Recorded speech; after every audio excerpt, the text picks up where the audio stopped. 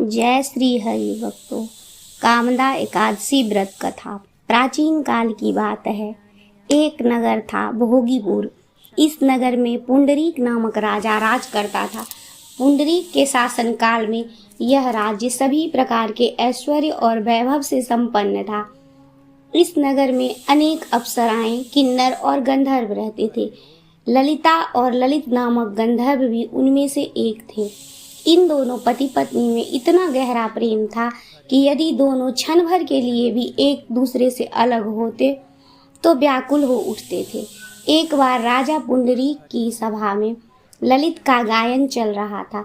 जब ललित सुर लगा रहा था तभी अचानक उसे अपनी पत्नी ललिता का स्मरण हुआ, जिससे वो व्याकुल हो उठा। इससे गायन के दौरान लय में त्रुटि हो गई। तभी कर्कट नामक नाग ने ललित की मनोदशा भांप ली और राजा पुंडरीक को गायन में हुए त्रुटि में होने वाले कारण को बताया। यह सुनकर राजा कुपित हो उठे और बोले, अरे मूर्ख, तू मेरे सन्मुख होकर भी अपनी स्त्री का ध्यान कर रहा है।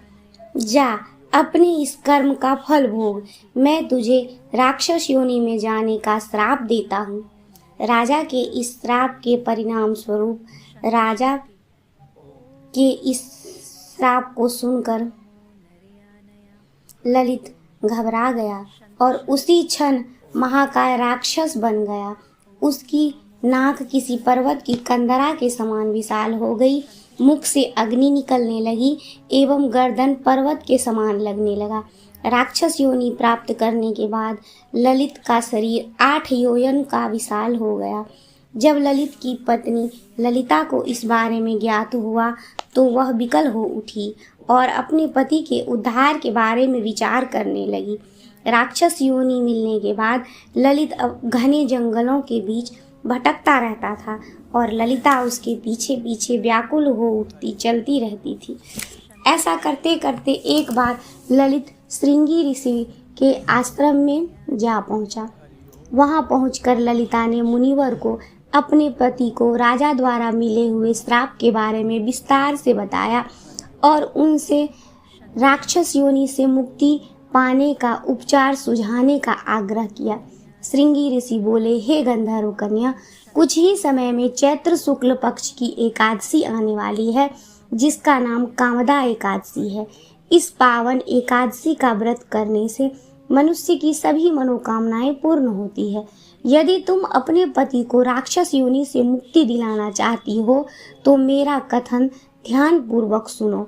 तुम सच्ची आस्था और विधि विधान से कामदा एकादशी का व्रत करना और उसका संपूर्ण फल अपने पति को दे देना। इससे राजा के श्राप का प्रभाव नष्ट हो जाएगा और तेरा पति असुर योनि से मुक्त हो जाएगा। मुनि के आदेश के अनुसार ललिता ने चैत्र शुक्ल पक्ष की कामदा एकादशी आने पर सच्चे मन से व्रत किया और सारे नियमों का पालन विधि विधान से किया और द्वादशी को ब्राह्मणों के सन्मुख अपने व्रत का फल अपने पति को देती हूँ, ऐसा कहकर भगवान विष्णु से विनती करने लगी, हे जगदीश, मेरे इस व्रत का फल मेरे पति को प्राप्त हो जाए और उनको इस राक्षस योनि से मुक्ति मिल जाए। ये उसकी इस विनम्र निवेदन से विष्णु भगवान बहुत प्रसन्न हुए और ललित को इस राक्षस योनि से मुक्ति मिली। कामदा एकादशी के पुण्य से ललित पुनः एक सुंदर गंधर्व बन गया और दोनों सुंदर विमान में बैठ के स्वर्ग लोक की ओर चले गए। अतः हम सभी को भी पूरी निष्ठा के साथ यह व्रत जरूर रखना चाहिए। 29 मार्च को यह व्रत रखा जाएगा।